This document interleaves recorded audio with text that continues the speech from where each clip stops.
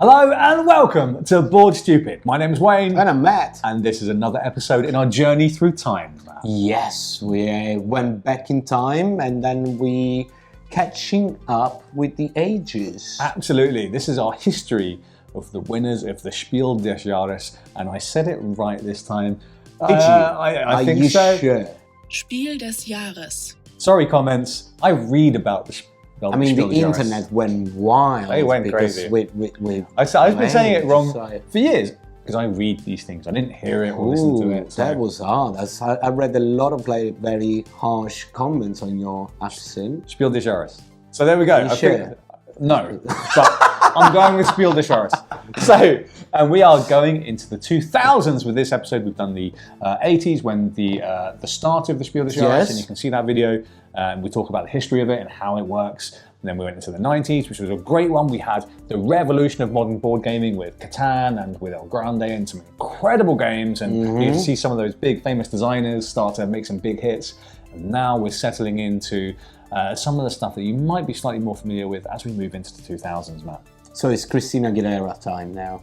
It's Christina Aguilera time. The best time. Those were the days. But if you want to get dirty, you know what to do. Oh my God, can't wait.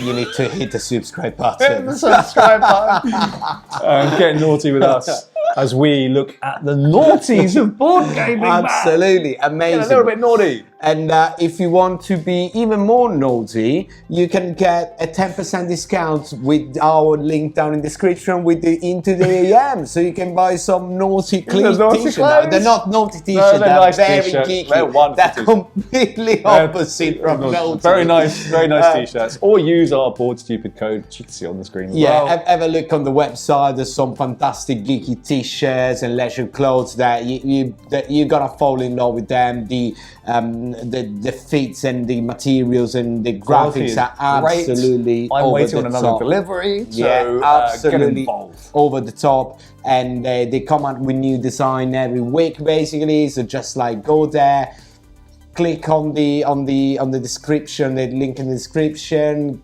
Treat yourself. Treat yourself, and let's get a little bit naughty by looking at the noughties of Spiel des Jahres winners. Let's go. Let's do it. We start in the year 2000. And the year 2000 we had Mr. Wolfgang Kramer coming back. Again. The man doesn't stop. We've talked about Mr. Wolfgang Kramer. He came out with a bunch of hits. I think he's at this point, his fourth at this point. Yes. Which is absolutely wild. It's like the Messi of board games. Yeah. It's just like, every year he's got another Player of the Year award. Enough. So he's won another Spiel des Jahres with Torres. Okay. And Torres is an informal member of the Mask trilogy. And if you remember, at the end of the last episode, he did Tikal. Oh, yes. Right? And this is great game. So there's another one there. And with Torres, it is an abstract game of resource management and tactical pawn movement. Players are attempting to build up castles and position their knights to score the most points each turn. Players have a limited supply of knights and action cards that allow special actions to be taken. Efficient use of pieces and cards, along with thoughtful awareness of future possibilities, is at the heart of the game. So as we said, it's an informal member of the Mask trilogy. Should we take a look at it? Yeah, let's have a look at it. So I think I saw this one. But yes, it looks very much, really, really nice verticality. Great production, isn't it? Yeah, it looks like a great production. We start seeing now with after the 90s, where the production starts slowly getting better and better.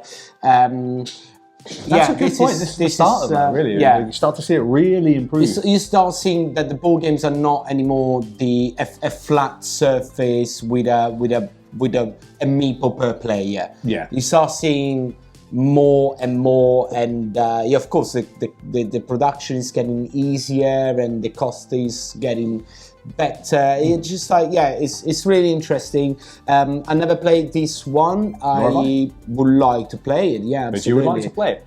Is it in print? I think it might be. Let's go find out. It is in print. Stocks are low, but you can find new printed versions of this game.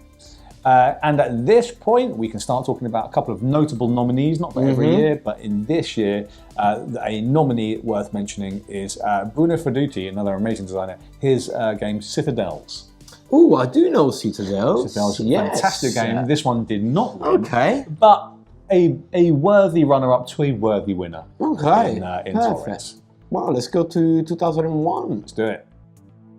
In 2001, we had another smash hit that changed the landscape of board gaming yet again. Yeah, it did change it, and it's still probably one of the most sold games in the world. Probably, definitely in the top 10 of most sold games ever. Absolutely. And it's Carcasson.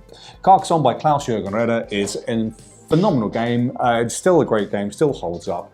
And Carcasson is essentially a tile placement game where you're going to be drawing tiles from a bag, placing them in your town to try and create castles, trying to create roads, trying to create rivers or big fields, and then choosing the right time to score them.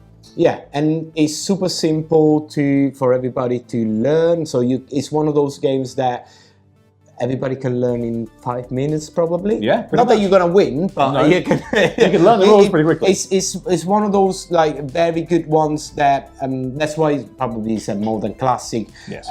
You can teach it in 5 minutes, but actually to win a game between like a few like experienced player is gonna take a lot of strategies and tactics. No, absolutely great. How many expansions they've done? About 1 million. 300,000 plus minus about 1 million. Yeah. And I think Carcasson is the first game that introduced the meeple.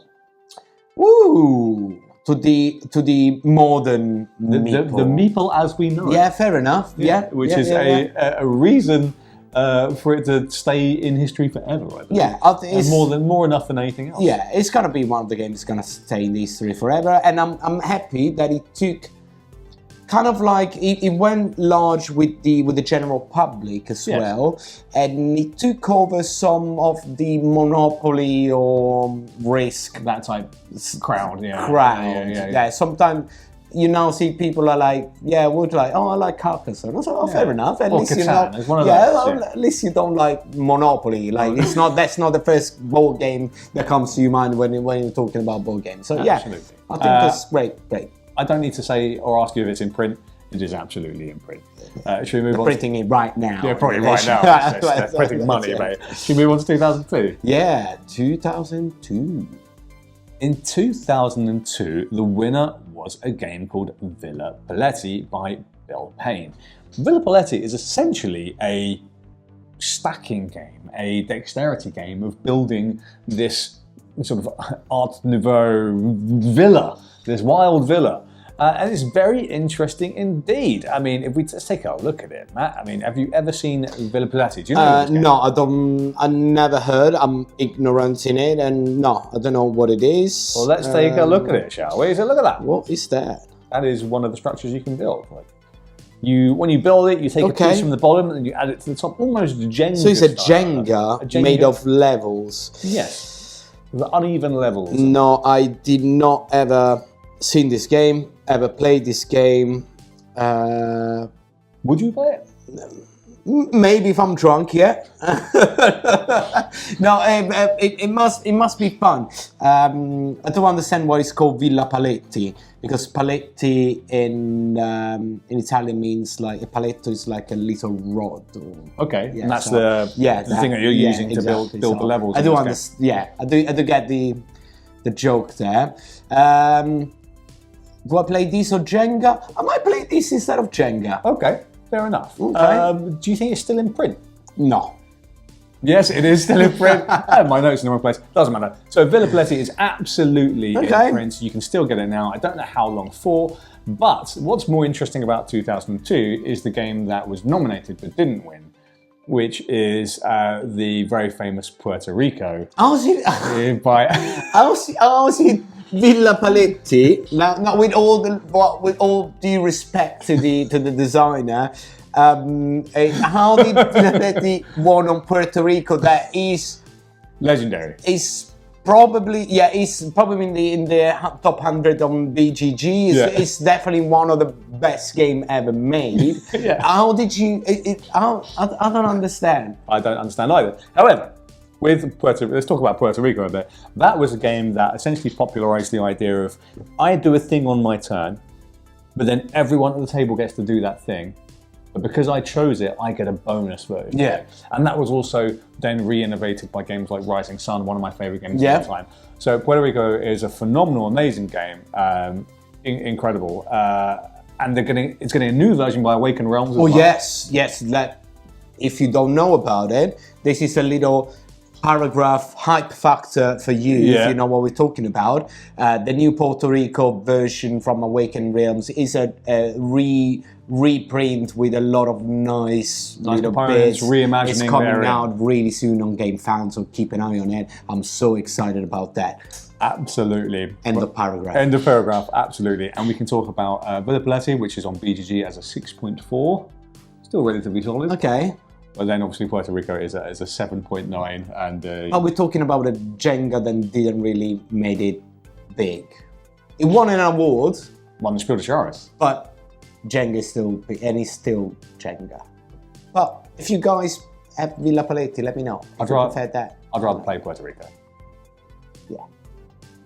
In 2003, the winner was Alhamra by Dirk Henn. Alhamra. This is one that you own, I believe. Yeah, that's a game from Faye, my girlfriend. That up there somewhere, absolutely. There. So the money in Alhamra comes from 4 different currencies as available in the open money market. The 54 buildings with 6 types become available for purchase in the building market 4 at a time. 1 building is available in each of the 4 different currencies, not on a player's turn. A player can either take money from the open market or purchase a building from the building market and place it in its Alhamra or the reserve, or engage in construction and reconstruction projects with buildings that have been placed in a player's reserve.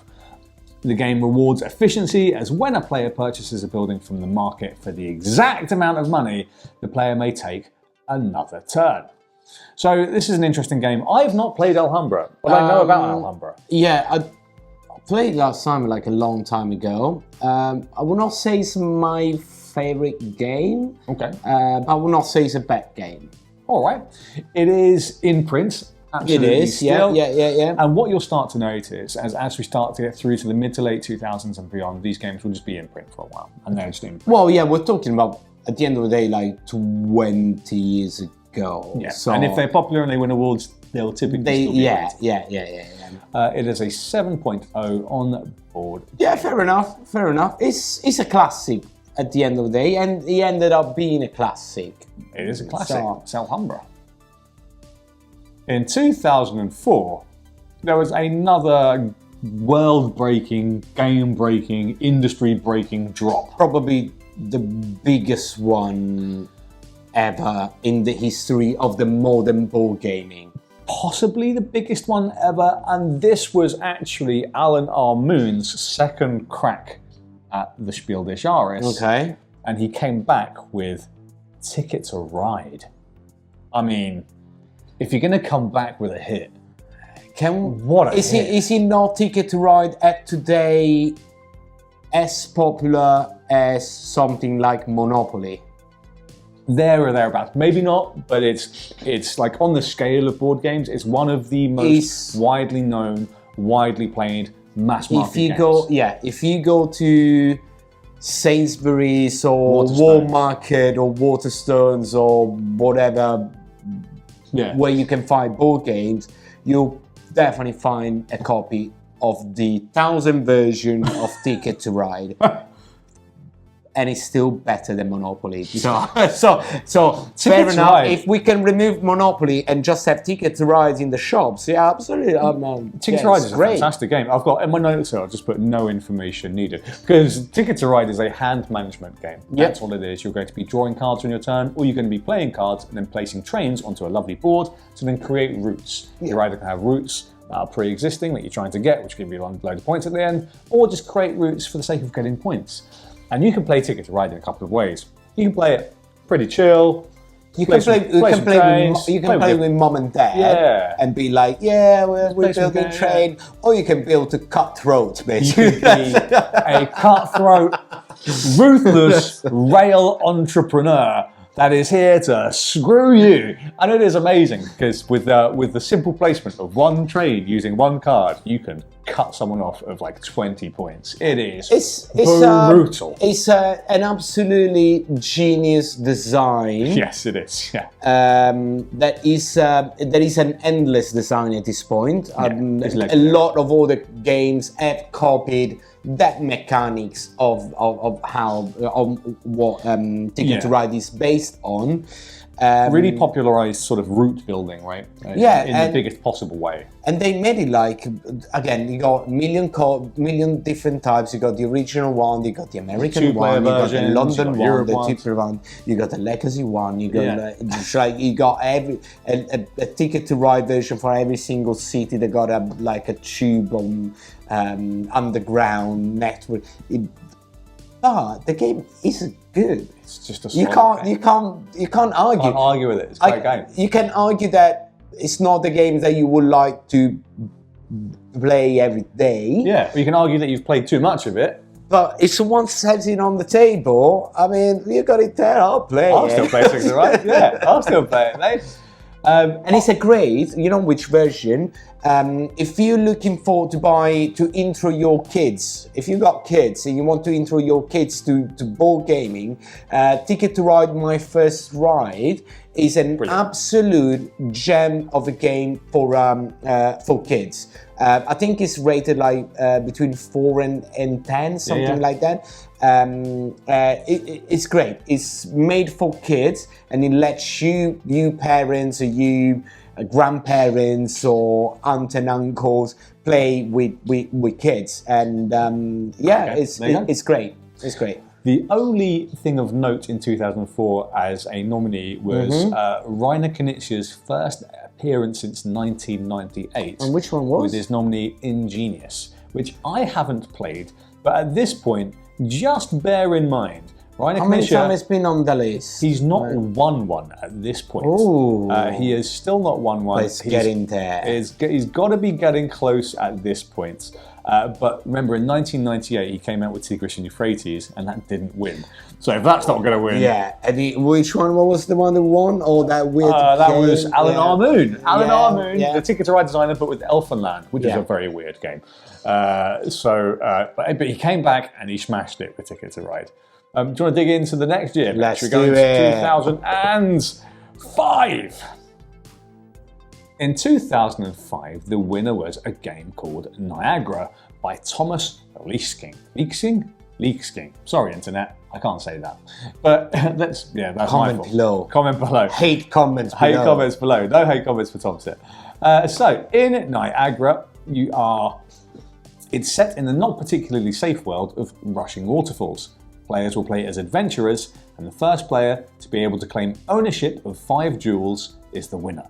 But the chase after the riches has some snags. The speed of the river is always changing, since the speed depends on the decisions of the players and the changeable weather. And once a canoe goes over the falls, it's a hefty investment to replace it. And there are also the desperados to contend with, who aren't above trying to plunder the riches from the adventurers returning home. Niagara is distinguished by an innovative movement mechanic as well as a beautiful 3-dimensional rendering of the waterfall. I want to see it. You want to see it? Let me see it because it sounds interesting. I don't know the game. I have to be honest. I have not played Niagara the game. So let's take a look at that. Oh, wow. What is that? Okay. That looks pretty cool. Okay, right? interesting. Let's move on there. Look at these little okay. canoes. Yeah. Okay, pretty cool, right? I mean, that's pretty, with literally a fall at the end. Looks like the box has become part of the game, right? That is absolutely great. There you go. It starts, this, as you can see, as you can see, the production is getting higher, better and better. Really interesting. This one's got the box that is actually part of the game as well. Of the game. I will definitely give it a go to this one. We need to find it, mate. Yeah, this looks pretty cool. I think we need to find a copy of this. This looks like at least the first game that I've seen that has that gem cut that you see in every Euro that game. is The Euro game gem, if you know what I'm talking about, yeah. those plastic gems. It's like you see those in every single Euro game. Do you think, will our dream come true? Do you think it's in print? I'm afraid not, this particular one, because probably the productions cost a little bit more than, I don't know, I would say no. Your guess is no? Yeah.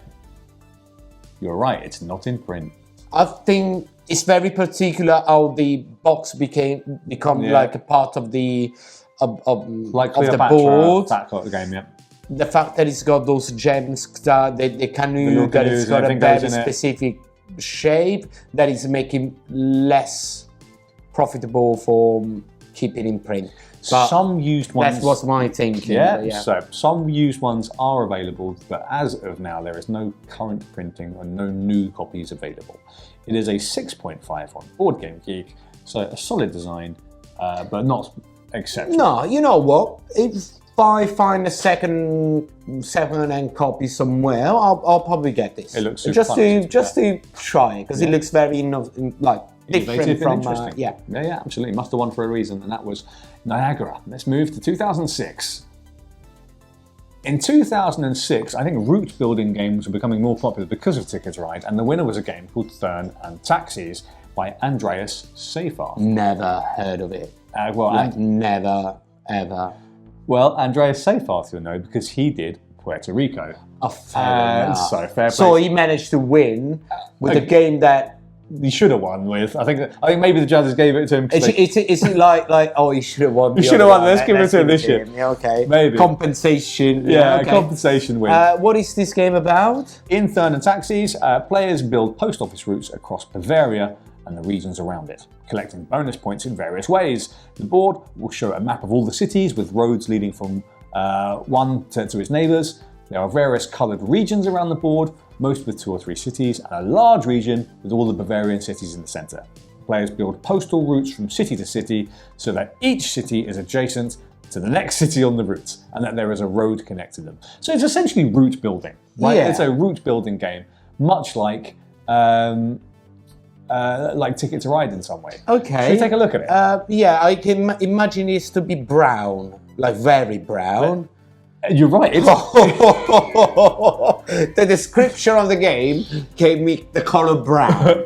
And it is brown. That's pretty brown. Ooh, can't really get more brown than this. Okay. Doesn't uptie me at all. It's got a very German. It's a very German game, like German in everything from the artwork to the colors. I'm sorry, German fans. people. German fan. German fan. Well, nowadays you got way better stuff, but this is like, whoa, this is 2006. It's not been a good year for you guys. You lost the World Cup with us, and and then also, and then you got brown games. So, well,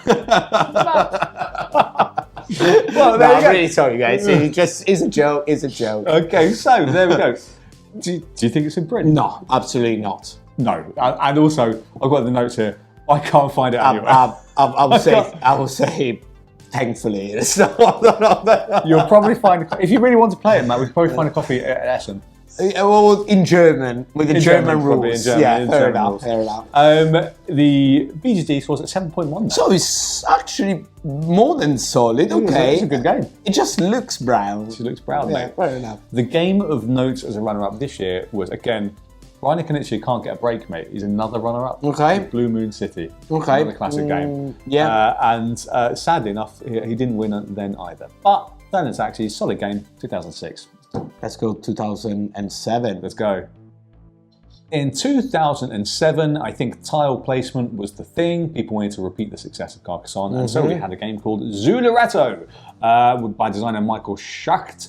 And in Zularetto, each player will use small, large, wild and exotic animals and their young to try to attract as many visitors as possible to their zoo. But you need to be careful. The zoo must be carefully planned, as before you know it, you might have too many animals and no more room for them.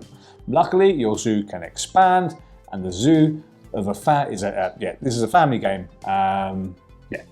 What do you think of this? What does that sound? It gives me Bear Park feeling. Okay. So let's have a look. Let's take a look at Zularetto. So it is Bear Park. Yeah. Okay. Okay. Is it Bear Park with all the animals? Okay. So you're matching the animals. Okay. It's nice Animal and tiles. It's nice and cute. It's very much Bear Park, but okay. Bear Park's granddad, maybe, right? Okay. Yeah. It could be. Yeah. It looks right. It's all right. Yeah. For 2007, to be honest, I would have expected a slightly better production at this point, but not bad. I think it's more like a family game. This one, right? Family game, correct. Yeah, I can see like it must have been like a very simple tile placement game. I don't know the game, not really attracted to it. Okay, but it must be a good game. Do you think it's in print though? No. You don't think I think it's another one of those that you won and then disappeared. It is not in print. You're right again. Matt's on the ball with this. I got a marketing head. I can see the one that can sell now, which one they're not. But yeah, there are plenty of used copies available though, so you can. Because people want to get rid of it. If you want to play it, it was a 6.8 on Board Game Geek. Not bad. Pretty good by all accounts. Should we move on, Matt, into 2008? Let's do it. In 2008, finally, after multiple tries, It did it. he did it. It did it. Right, looking at Seal 1, with a game that I haven't played and is probably not one of his best games, but he won with a game which people do actually love called Celtis. Celtis was a re-implementation type-ish related game to Lost Cities, the board game, and various other flavours of game like that, which is also running Connectia games. And in Celtis, you play cards to move your playing pieces along different paths. Cards will show one of 5 different colours or symbols, each corresponding to a different path. And in addition, each card will show a number. In each colour, each player can play their cards in either ascending or descending order, and as in Lost Cities, it's better to concentrate on a few paths rather than all of the paths. So, do you want to take a look at Celtis? Yeah, let's have a look. I do not actually know this game. Let's take a look at it. I definitely do not know this game. Okay. It's an unusual looking game, isn't it? An unusual board, unusual okay. setup with these sort of pathways. Yeah. See how the cards would work to play them in different and to move up and down the paths. What do you reckon? Would you give that a go? I will give it a go because it's a Raya one, so you know that it's kind of like... That's some pedigree. Yeah, it's the name that is always associated to at least solid games. So I know that it's not going to be a bad game. A worst case scenario is a solid game. Worst case, it'll be so okay. I'm expecting a BGG over 6.5. Okay. Do you think it's in print? Not in print. Okay. Well, because he did over 700 games, so I don't think that all of them are in print. So well, let's take a look. Celtis is limited. What's a limited print? Like, just sort of it's still... like it is basically not in print anymore. Like, so it's Raya Canisia's got like 100 copies in his garage. And... Yeah, so you can buy new ones, but there's like I could find maybe like 1 or 2 new copies in every retailer I checked. Right? Most of the time it was out of stock, but there was like 1 or 2 retailers that had a copy left. Okay. So I think at this point it is out. So you can always phone Raya Canisia because you still got a copy of that. And you reckoned over 6.5? To reckon 6.7. Oh, right, it's only 6.4. So just under there. So not entirely sure why, but as we know, only doing this for entertainment purposes. Board Game Geek ratings. No, it's just that. But it's just as a comparison for the sake of this series. But interesting, that's only 6.4. Okay. Let's move on, mate. We're nearly at the end with 2009. That's the last one for this decade. Wow. Oh, let's have a look. Let's have a look. It's a big one. In 2009, Matt, we had another game-breaking, industry-shattering release. Tell me about it. Which one is? Dominion. No way. Dominion was the Spiel Des Jahres winner. No way. In 2009. Dominion came out. Wow, it's been 15 years already. It has. Wow. Dominion came out in 2009, broke the market, and basically innovated deck building as we know it. It's the deck building game. Think about everything we've talked about in this series up until this point. There was nothing like Dominion until it came out. It literally innovated that entire mechanism. If you think all the games that we talked about it for the last 3 decades now, it's been moving around the board, a little bit of worker placement, maybe some tile laying, little bit of some route building, but maybe some racing, but not deck building. A huge deal was Dominion, and if you don't know, as you say, it's the progenitor of most deck building games. You're going to be getting different cards from the market, or you're going to be buying better coin cards to then add into your deck. You'll play your cards, you'll reshuffle when you run out of cards, and then the process repeats, slowly upgrading your deck as time goes on. Every time. With the idea being to try and completely eliminate a stack of scoring cards, and then you win if you have the most scoring cards. And it's a great game because it plays in literally 20 minutes. You can play the game. Again, it's 1 versus 1. Yeah. It's probably as I said, it's the legendary, mate. The deck building games. You got the core games. It's got a number of cards, and then you can buy like 6, 7, 8 expansions or something like that. We got a few there on the shelf as well. It's great. Recently, I'm normally not a fan of, but there is a Dominion app that just came out on the market that is actually really good. And instead of playing Magic the Gathering on your phone or Hearthstone or something like that, you can play Dominion. I really like it. Classier, it's me. But Dominion, again, legendary game, incredible, absolutely still in print. You can find it anywhere. But do you know what's even more interesting about 2009? What? Do you know what the runner-up was? What? Pandemic. No way. Yeah. What a year. Okay, so you got first and second is Dominion and Pandemic. What a year. Wow. Actually, which one should it be? Pandemic. Interesting. Innovated the cooperative game in the best possible way, with a phenomenal production, with great gameplay, with a design that stands the test of time to this day, and that's Dominion does as well. Both games that in the last 16 years that kept going and still feel fresh. Yeah. Wow. Great year, 2009. Arguably one of the best years in board gaming history. Yeah. Co-op and deck building. Amazing.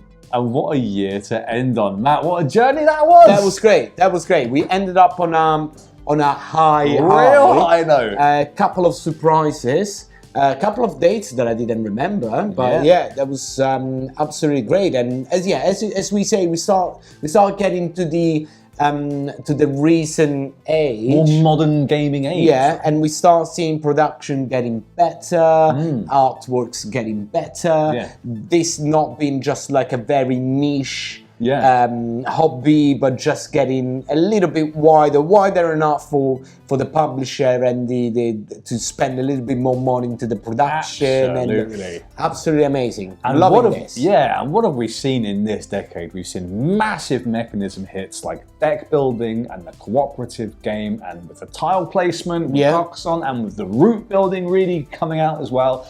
It's been a huge decade, and we can't wait to get into the next and possibly last episode of this series. Yes, when we get we into should the 2010s, catch up, and we'll catch up to the modern day. So thank you for watching this series and this episode on the Noughties. Thanks for coming back in time with us on our journey. And what do you think of the Noughties? Let us know in the comments below. Which has been your favourite decade so far? The 80s, the 90s, or the Noughties? And are you most excited about the teens, the 10s? Yeah. Next episode. We're talking literally about yesterday. Basically, quite right. Which one was your favourite of the games that we talked about today? Please do let us know. And if you liked this video, you know what to do. Hit the subscribe button. Slap it like it owes you money. Do it. Press that button. Show us that you care. And if you want some more clothes, you can check out the Into the AM link as well. You should have use that code. Yeah, the Ball Stupid code for a 10% discount on top of every other discount. So treat yourself. Treat yourself, exactly. Do yourself a favour. Check out the rest of our content, hit the like button, and we'll catch you again real soon. Ciao.